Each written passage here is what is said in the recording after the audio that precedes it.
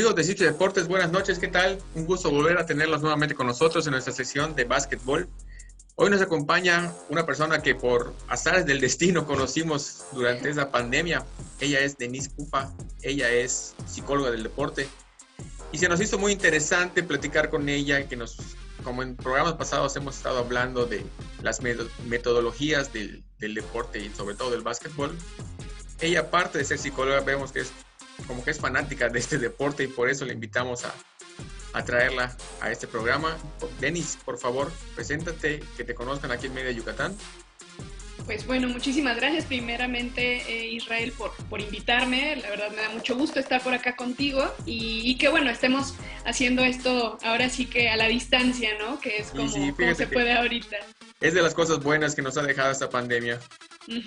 Fíjate que yo ya desde finales del año pasado, en realidad ya desde hace mucho tiempo he estado compartiendo contenido, haciendo cosas de esta manera y todo, pero bueno, con todo esto de la pandemia sí se vino como para arriba un buen de gente, ya empezó a hacerlo también y bueno, empezó a salir, a verse como más necesario, ¿no? Pero mucha gente me dice, Denise, es que tú ya lo hacías, y yo, sí, o sea, yo realmente ya lo hacía, ya hacía las transmisiones, ya hacía algunas cuestiones de manera online, pero bueno, la gente de pronto como que estaba como indecisa, ¿sabes? Como que no se atrevía a dar ese pasito, claro. Pero bueno, ahorita la pandemia los obligó a todos a dar el paso finalmente y que bueno, me da mucho gusto, en realidad me da mucho gusto porque eso me ha dado oportunidad de conocer a más personas, entre ellas pues bueno, por acá a ti, a Israel, a tu equipo y bueno, me da mucho gusto estar por acá con ustedes. Oye, Denise, y a ver, yo te voy a hacer una pregunta, te voy a hacer varias preguntas durante el programa. A ver, dime. Mira, ¿qué tan importante es un psicólogo deportivo en un equipo? Ok, es una buena pregunta para abrir la charla. ¿Qué tan importante? Digo, no es porque yo sea psicóloga deportiva, pero realmente fíjate cómo son las cosas. La psicología deportiva surge a raíz de la necesidad de los entrenadores deportivos de hace muchos años, de la necesidad de finalmente poder encontrar en un profesional alguien que se encargara del aspecto psicológico, emocional, afectivo, etcétera, porque de pronto los entrenadores empezaron a topar con la realidad de que no, de pronto las herramientas que ellos tenían pues se estaban quedando cortas.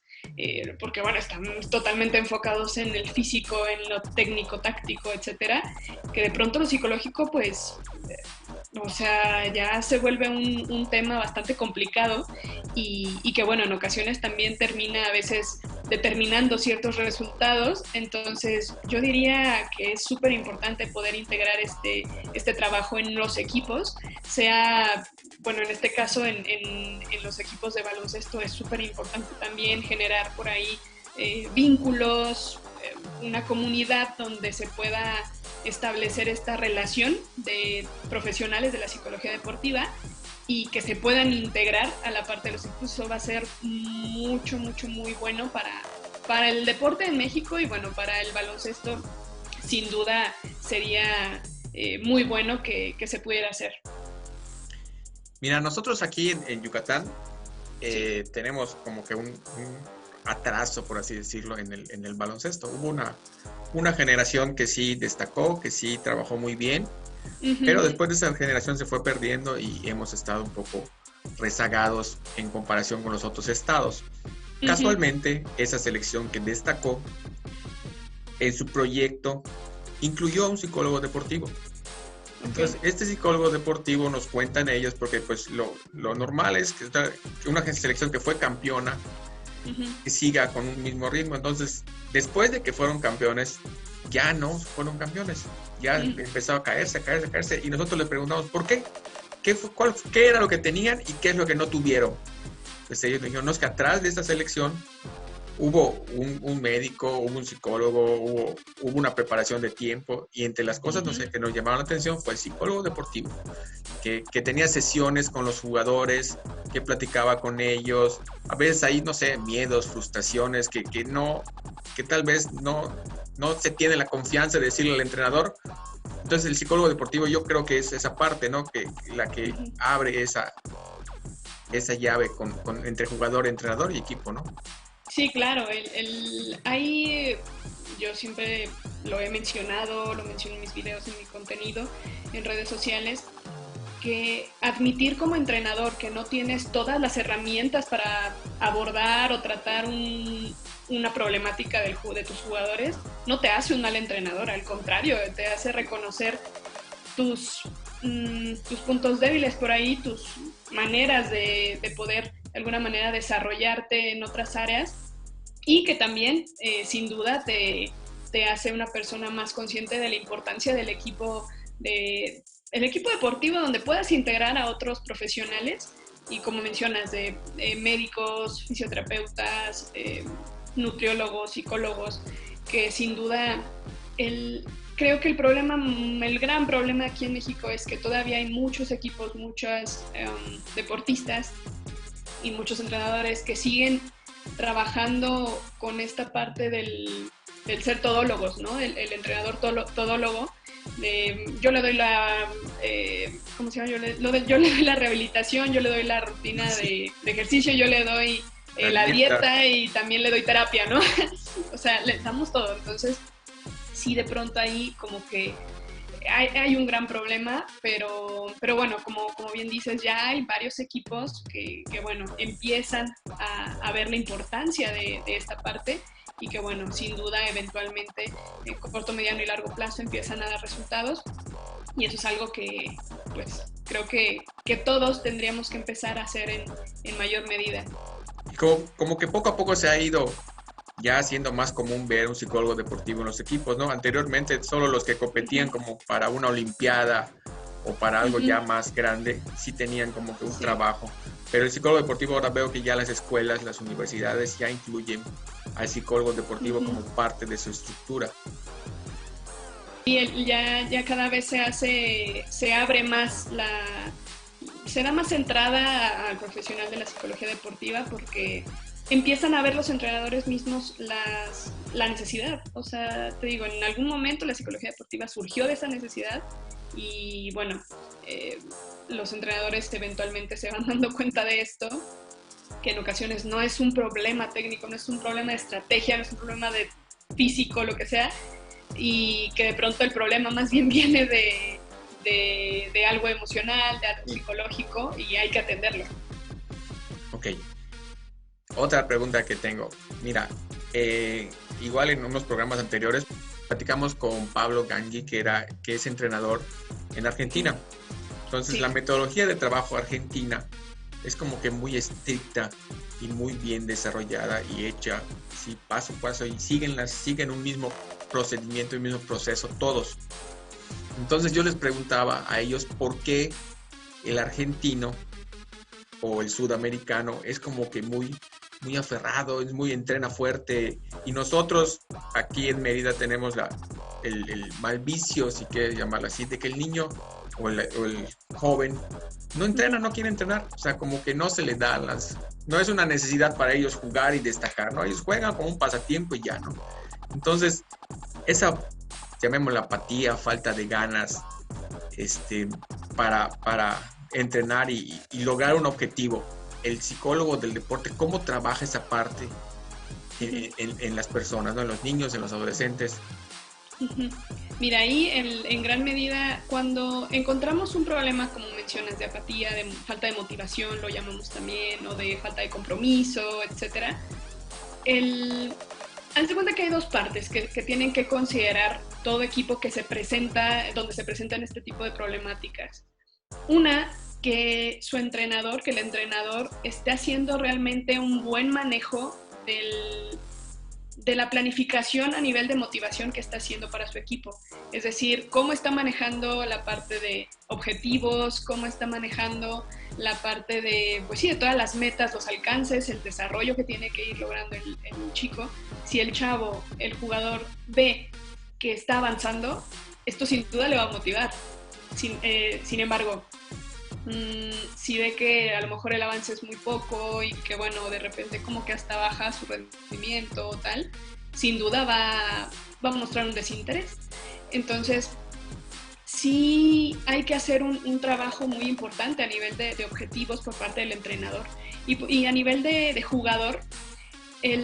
la tarea está en explicarle todos estos alcances y la importancia del proceso, más que del resultado final, porque el resultado final pareciera muy atractivo, ganar X torneo, o ganar lo que tú quieras, o ser profesional o X. Pero el proceso es lo que cuesta trabajo y es lo que más tiempo va a llevar. Entonces, creo que uno de los problemas principales que surge es eso, que no sabemos en entrenamientos cómo explicarles a los chicos la importancia de este proceso.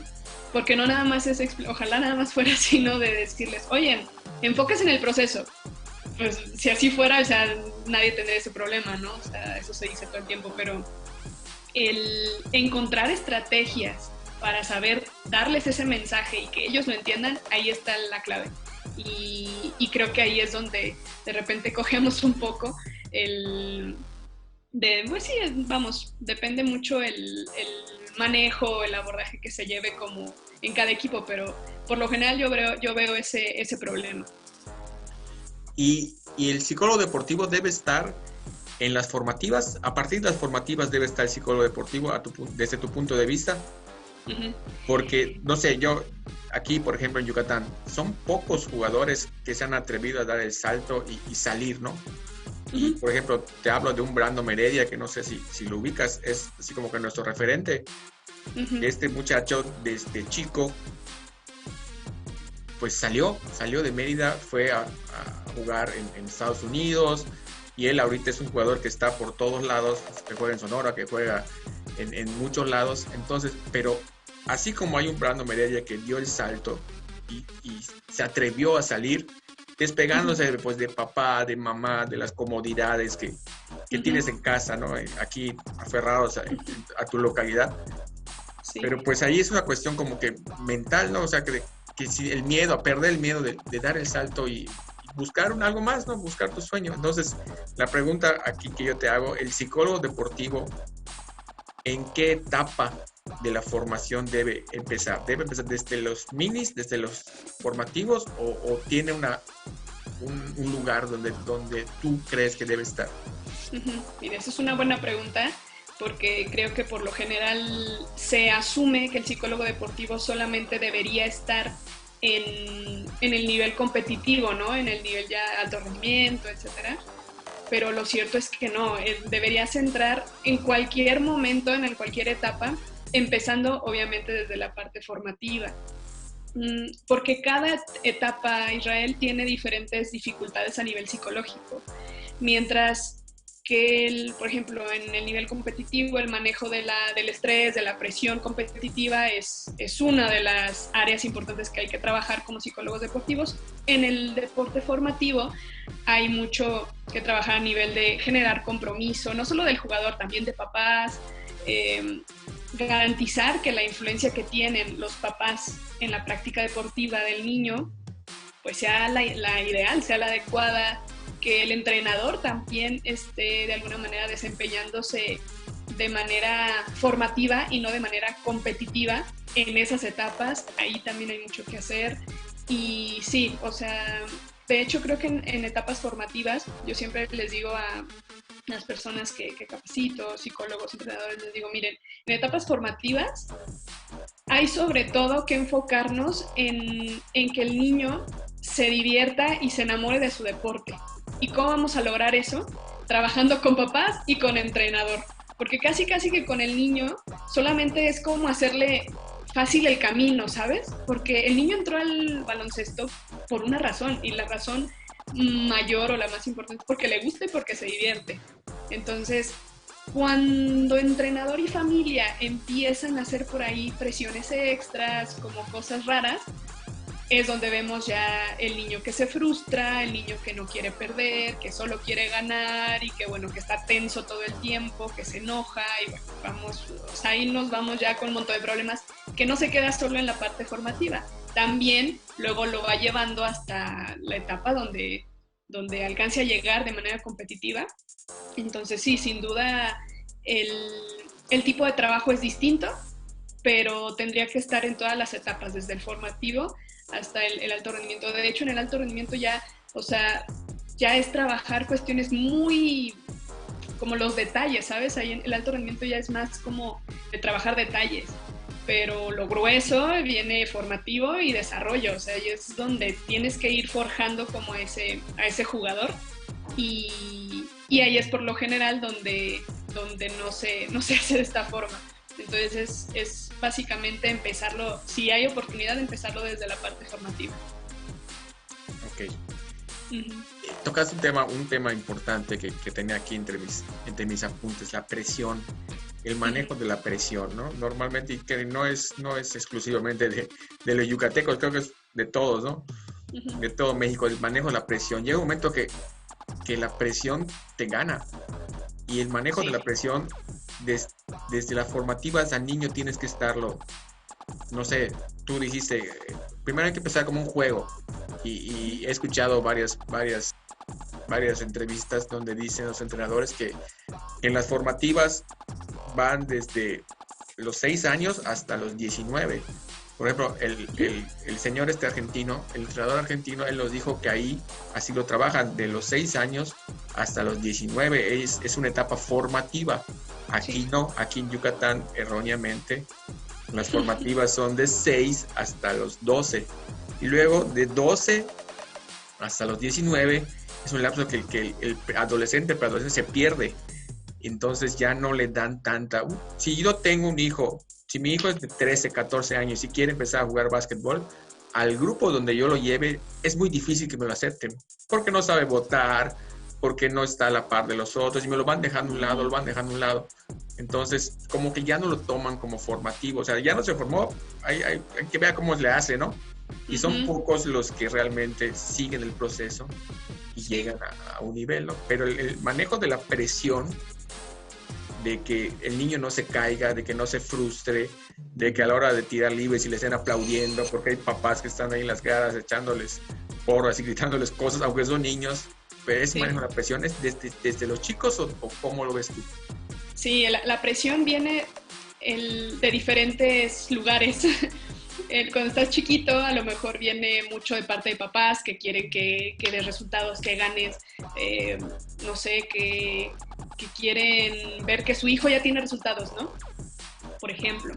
Pero de parte de entrenadores también, a lo mejor, como bien dices, y digo, yo creo que no solo en Yucatán, yo creo que en gran parte del país ocurre este problema, ¿no? Que encontramos entrenadores que quieren tener resultados ya. O sea, tenemos como este sentido, muchos lo llaman resultadista, como de, si no da resultados, entonces no está sirviendo. Y bueno, ahorita que mencionas esa parte de que en Argentina lo manejan de esa manera en cuanto a las edades, creo que tenemos que encontrar una forma de desenvolvernos en cuanto al desarrollo del jugador, pero encontrar que el jugador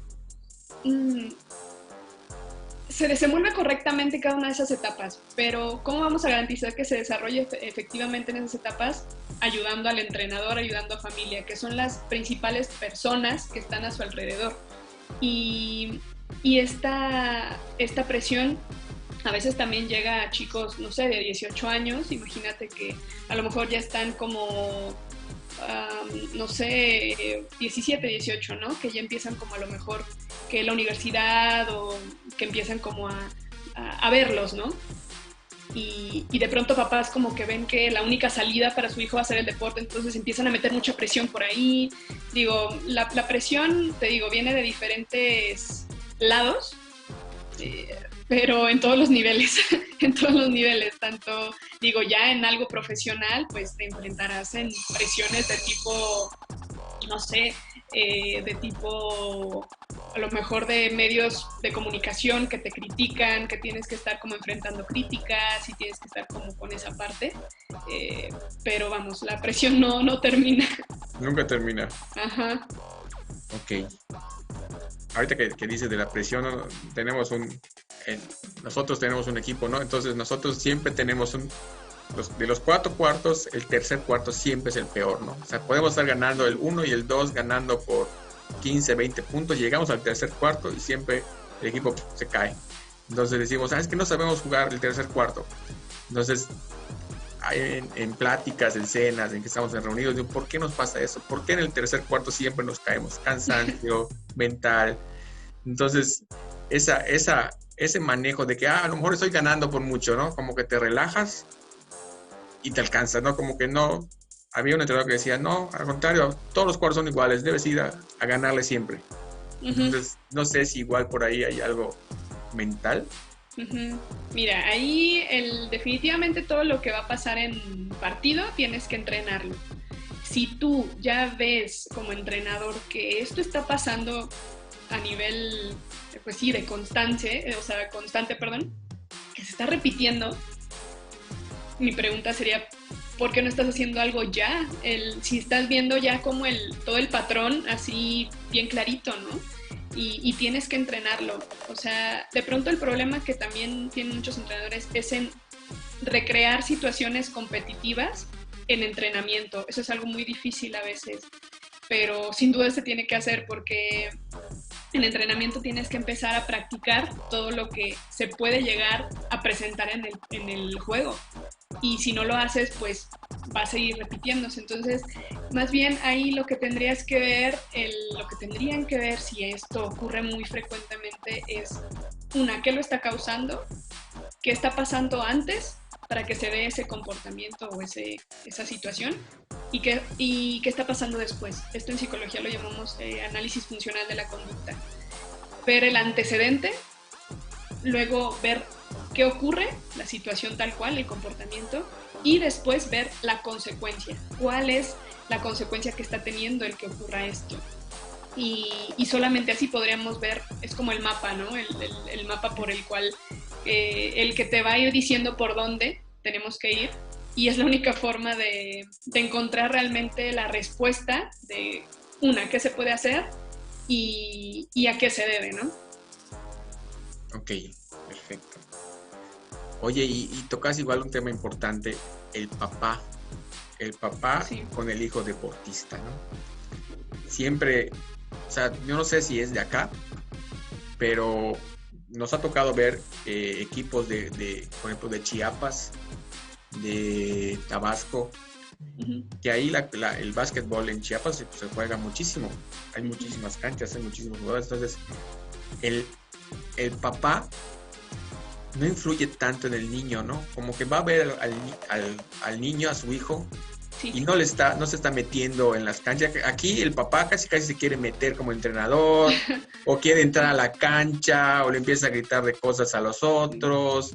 Entonces, no sé si sea como que algo cultural, pero siento que hay estados que manejan muy bien esa parte, ¿no? Que el papá no se mete. El papá va a ver a su hijo y no se mete, o sea, ni le dice ni que está bien ni que está mal, simplemente va a verlo, ¿no? Pero aquí sí tenemos un problema que los papás se meten en todo y no sé si quieren hacer lo que ellos no hicieron para que los niños lo hagan, y eso los niños sí es frustrante, ¿no? Entonces tú hablaste del papá. A ver, cuéntanos, ¿qué es eso de los papás con el niño deportista?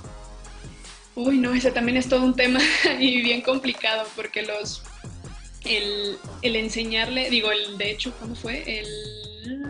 ¿Ayer o antier? Antier. Vi una conferencia precisamente de eso para unos equipos de San Luis Potosí. Y bueno, en esa conferencia hablábamos del triángulo deportivo. El triángulo deportivo compuesto por 3 personas. Y bueno, estas personas son la familia, es decir, los papás, el entrenador y el jugador. Este triángulo, de alguna forma, tiene que funcionar de manera equilibrada para que funcione. Y yo les decía, si tú intentas hacer un triángulo teniendo solo 2 puntos, ¿sí? Solo a 2 personas. Y yo ahorita, todavía al día de hoy, yo no he podido hacerlo, ¿no? O sea, no he podido armar un triángulo con solamente dos puntitos, o sea, no se puede, necesitas 3 para poder armarlo. Entonces, esta parte de la relación va para todos lados. Tienes que generar una buena comunicación entre familia y entrenador, que son la base del triángulo, ¿sí? Está familia, está entrenador, y en la cúspide, de alguna manera, está ubicado el deportista, el jugador. Entonces, así como te tienes que asegurar de que funcione correctamente la comunicación papás deportista, también tiene que funcionar papás entrenador y también entrenador jugador, ¿sí? Y ahí es donde está lo interesante, ¿no? Porque parte del desempeño que hacen los papás tanto en entrenamiento como en juego depende en gran medida del reglamento que tú como entrenador le estés transmitiendo. El reglamento no solamente como de lo que tiene que hacer o así, sino de lo que tú quieres que haga. O sea, tú como entrenador tienes que determinar qué tipo de comportamiento esperas y quieres que tengan los padres de familia de tus jugadores. Y eso por lo general se ignora. O sea, se da por hecho, ¿sabes? Como que es de que, bueno, los papás deben saber. ¿Qué tal que no? O sea, es que es por sentido común. Bueno, apoyarnos en el sentido común es el sentido menos común de todos, ¿no? Entonces, esos son detallitos que van como afectando, ¿sabes? Que si no los tienes por ahí presentes, llegan estas situaciones donde tenemos no solo un entrenador, tienes 20 entrenadores gritando, ¿no? En un juego. Y bueno, el niño está hacia adentro, no sabe ni a quién hacerle caso y bueno, está recibiendo gritos de todos lados. Entonces, sí, este papel que desempeñan los papás y las mamás es súper importante, pero sí tienes que trabajarlo y como te decía hace un momento, todo lo que quieras que ocurra en el juego se tiene que entrenar y pasa lo mismo con papás. O sea, tú tienes que entrenarlo al papá también para que le enseñes y que sepa qué es lo que tiene que hacer una vez que llegue el juego. En el caso de los que van a verlos, ¿no? Hay algunos que a lo mejor no van a ver a sus hijos, pero los que sí van, bueno, hay que saber que sí y que no. Y por lo general a los papás esto como que no se habla con ellos. Muchos de los papás con los que yo he podido trabajar, empiezo a evaluar como esta parte y me dicen, pues el entrenador no me dice nada, o sea, solo me dice que vamos bien, pero no me dice como que qué quiere que yo haga o qué puedo hacer yo cuando voy a verlo, competir o lo que sea. Y ese es un punto que ignoran mucho los entrenadores. Creo que si empezaran a hacer más conciencia de la importancia de no solamente regar la plantita del jugador, también regar la plantita de la familia, como que vaya funcionando y que tú como entrenador consideres también esos otros puntos del triángulo. No puedes solo estar enfocado en el jugador, eso eventualmente no va a funcionar. Y ese es el gran problema. Sí. Entonces la base de todo esto sería la comunicación, ¿no? Sí, sí, claro, sin duda, la comunicación y que, bueno, por ahí decía un autor, comunicación, por ejemplo, hay personas que dicen, es que no hay comunicación, no se comunican. Más bien, habría que cambiarlo, no se comunican correctamente o efectivamente, porque comunicación siempre hay. Sí. O sea, siempre hay comunicación. Nos comentaba un coach. Ajá. Él tuvo unos problemas con los papás porque en las infantiles ya ves que los niños no pueden jugar todos los cuartos. Sí. Entonces hay un cuarto que tiene que descansar el niño. Entonces los papás se molestaban porque decían, ¿por qué no metes a mis hijos? ¿Por qué sientas a mi hijo? Entonces ahí tan fácil como es decirle al papá, oye, no puede jugar tu hijo cuatro cuartos, ¿no? Sí, claro. Entonces aquí lo que tú mencionas, ¿no? Que la comunicación y poner las reglas entre papás y niños es lo importante para que no se susciten esos problemas, ¿no? Sí, eso es bien importante que el entrenador sea consciente de esta comunicación, que los papás también sean conscientes del papel tan importante que desempeñan en el desarrollo deportivo del niño y que bueno, que el jugador, el deportista, sea niño, sea joven, sea lo que sea, sepa que esa comunicación sí se está dando y que no nada más sea, bueno, yo nada más en realidad me comunico con mi entrenador.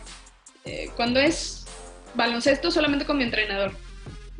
Y familia como que solo cumple con, no sé, llevarlo a entrenar y se va, ¿no? O sea, no se conecta más. Entonces, ahí es el problema. Ese también es un problema que podemos evitar hablando bien con ellos, con los papás, para generar ese compromiso. Ok, muy bien. Oye, y viendo tus videos, vi uno que hablabas algo de que se le llamabas entrenamiento invisible. Sí, sí. Sí, vi un video de ese, entonces cuéntanos así a grosso modo, rápidamente, ¿qué es un entrenamiento invisible? Mira, el entrenamiento invisible es tal cual, es el entrenamiento que no se ve. Nos queda muy claro el entrenamiento visible. Ese es el que hacemos en cancha, el que hacemos, que está el entrenador, están los chicos y estamos ahí, ¿no? Estamos entrenando con el balón, el aro y tal. Pero yo les digo, de todo tu día, de todas tus 24 horas del día, ¿cuánto te lleva tu práctica? 2 horas, por ejemplo, ¿no? Ponle, para redondear, a lo mejor 1 hora y media, 2 horas. Ponle 2 horas. Esas son 2 horas de 24.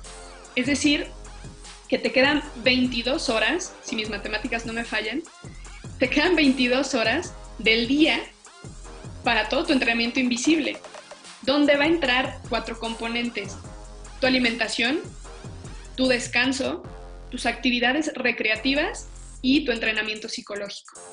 Esos 4 se tienen que acomodar en esas 22 horas restantes.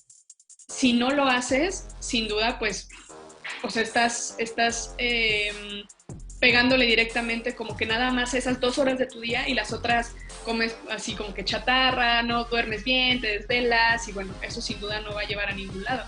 Entonces, es como ir generando esa conciencia también de la importancia del entrenamiento invisible en respetar descansos, las horas de sueño, que también el jugador tiene derecho a tener actividades recreativas, actividades donde no sean solamente de baloncesto y que bueno, lo vemos incluso a nivel profesional, ¿no? Muchos jugadores de la NBA, por ejemplo, pues que también hacen golf, que hacen tenis, que hacen otros deportes y que bueno, son como otras actividades que a lo mejor nada tienen que ver con el baloncesto y con mayor razón los niños, los jóvenes, pues también tienen que tenerlo. Entonces es eso lo que hemos podido abordar en cuanto a la parte del entrenamiento invisible y que digo, sobre todo el mensaje también va directo como a entrenadores de etapas formativas y de desarrollo, que sean conscientes de que esto también es importante y el entrenamiento psicológico obviamente también lo es y que muchas veces lo integramos como parte de la práctica, pero que también hay mucho que hacer fuera de. Ok, entonces Sí. tú sugieres que este entrenamiento invisible no sea nada más de categorías profesionales, ¿no? Desde amateurs, chicos, medianos, grandes, hay que Sí. inculcar a los entrenadores a seguir este tipo de metodologías de entrenamiento. Sí, claro, y no solamente con entrenadores, también con papás, porque por ejemplo la alimentación del niño no depende del entrenador, depende de papás, porque no depende ni del niño, depende de papás directamente. Sí. La alimentación, las horas de sueño, de descanso, todo eso depende directamente del papá en esas etapas. Ya más adelante, pues bueno, ya se van modificando, ¿no? Esa parte, pero si a lo mejor ya llega un momento donde el jugador ya, no sé, ya es un poco más grande, ya se hace su comida y bueno, llegan otras cosas, ¿no? Pero hablemos del niño de 10 años, o sea, ¿quién se encarga de darle la alimentación? Sus papás. O sea, Claro. ¿quién se encarga de ver que se vaya a la hora correcta a dormir? También sus papás. La parte del entrenamiento psicológico, pues ahí también tendremos que integrar al psicólogo deportivo, a la psicóloga deportiva, y también procurar que haya esta parte de las actividades recreativas que son súper necesarias para que el deportista también se distraiga de esta, pues sí, que no todo es baloncesto, o sea, que también tiene otra forma de divertirse, no sé, de convivir con sus amigos, con sus primos, no sé, o sea, de hacer otras cosas. Okay. Mencionaste un tema importante ahorita, una palabra importante que creo yo que estamos viviendo ahora, ¿no? El descanso. Ahorita Sí. con el coronavirus, ¿cómo ves la actividad deportiva o los, no sé, encierro que nos hace de que tenemos que entrenar en casa, ¿no? Muchos dicen, no, mejor voy a descansar. ¿Cómo manejar esta etapa que ahora estamos llevando de, pues, no poder entrenar, tanto en las, no sé, de mediano, alto, bajo rendimiento, hasta los mismos señores ya grandes que necesitan salir, ¿no? Que necesitan entrenar, pues ya no pueden, ¿no? La frustración de estar encerrados en esta época que estamos viviendo. ¿Tú qué opinas de esto? ¿Qué piensas de esto? ¿Cómo poder manejar esta era que estamos viviendo? Mira, en cuanto al descanso, creo que sí, sin duda va a haber muchas personas que estén teniendo problemas como para conciliar el sueño, de insomnio, o que estén durmiendo más horas de lo que habitualmente lo hacían, que se esté como alterando o que estén tomando siestas por ahí como que es una siesta pero en realidad se duermen 3 horas, ¿no? Y que bueno, se la pasan dormidos todo el día o acostados y así. Eso sin duda es algo que está afectando a mucha gente, pero sí la recomendación principal es que las personas tengan horarios, que establezcan un horario, así como lo tenían, no que no va a funcionar exactamente igual a como lo hacían cuando podían salir, ¿no? Pero así como se levantaban, no sé, que a las 6 de la mañana, que se bañaban, que se iban, tal, o sea, como tenían como ya una organización de tiempo, que el estar en casa no sea como bueno, tengo tiempo así como que libre y bueno, ya cuando acordé son las 6 de la tarde y ya perdí todo el día, ¿no? Que sea, sí organizar tu día para que esto no pase. Y bueno, la parte del descanso también, garantizar que, bueno, que tu habitación sea pues sí, que se encuentre como en posibilidades para poder generarlo, que no te vayas a la cama como a lo mejor si estuviste viendo películas como muy, no sé, de zombies o de cosas así 30 minutos antes, pues obviamente te va a costar trabajo dormir, ¿no? De inmediato. Entonces, sí, esta parte del descanso, sí, creo que la principal clave es intentar armar un horario, un cronograma para el descanso y bueno, también aplica con tus jugadores. Con tus hijos, tú como papá, que puedas poner a tu chavo a respetar estas horas de sueño va a ser importantísimo. Sí, tenemos una liga aquí en Yucatán, que es una liga amateur, pero pues es una liga grande, tiene como 120 equipos. Entonces de repente recibimos correos de que ya por favor activen el deporte, activen el básquet, ya no busco qué hacer, llega a las 8:30, ya me quiero ir, porque ya estás acostumbrado a que todos los días juegas, de que a las 8:30 de la noche ya te vas a jugar y es como que tu desestrés, ¿no? Sí. Ahorita que no puedes hacer eso, entonces ya la gente no busca. Entonces una persona les dijo, no, pues saben que aprovechen ese tiempo, descansen y hagan otra cosa, no todo es básquetbol. Entonces, sí, la gente ya quiere volver, pero pues bueno, ahorita no queda mucho más que hacer, más que, bueno, seguir las indicaciones de salud. Es todavía un riesgo el poder regresar a entrenar y bueno, todo eso es un riesgo latente. Entonces la gente tiene que entenderlo. Y bueno, intentar hacer algo en sus casas. Es que sí. Es muy difícil, lo sé, para mucha gente. Algunos dicen, no, pues yo no tengo a lo mejor la canasta ahí para empezar. A lo mejor sí sé que eso puede estar complicado, pero sí es y que bueno, también a mí me ha tocado en todo este tiempo trabajar con muchos jugadores, con muchos atletas que de pronto no encuentran como esa motivación que tenían antes, que iban a la cancha y todo. Obviamente no es lo mismo. No es igual, sí. Ajá, sí, claro. Y no podemos pretender que funcione igual. O sea, no, también hay que hacerle saber al chico, al papá, que está bien sentirse desmotivado porque no estamos viviendo una situación común y corriente y que bueno, más bien es, a ver, no me culpabilizo por sentirme desmotivado, más bien vamos a ver qué se puede hacer como para empezar a motivarme un poco, ¿no? Y bueno, buscar opciones. Correcto. Bueno, pues Denise, ya el tiempo nos está ganando. Antes que nos despidamos, por favor, dinos dónde te localizamos, así como yo te busqué. Coméntanos a la gente dónde te pueden buscar, dónde pueden ver tus videos, que son, de verdad, les recomiendo los videos de ella, son muy buenos. Pero dinos tú dónde son tus redes sociales, dónde te pueden buscar. Muchas gracias, Israel. Pues mira, me encuentran en Facebook como Denise Cupa. Está medio raro, yo sé que ¿cómo? Denise Cupa, o sea, con doble S, una E al final, y Cupa es C-U-P-A, ¿sale? En Denise Cupa ahí nos encontramos en Facebook, es una página de Facebook, y en Instagram como @ddcupa, ¿sale? Es una D, otra D, Cupa, y así me encuentran y ahí podemos seguir platicando con mucho gusto, y que bueno, vamos a estar precisamente sacando ahorita cada vez más videos para que por ahí les puedan ir siguiendo toda la información y todo el contenido que por ahí puedo yo compartirles con mucho gusto. ¿Cada cuándo subes video?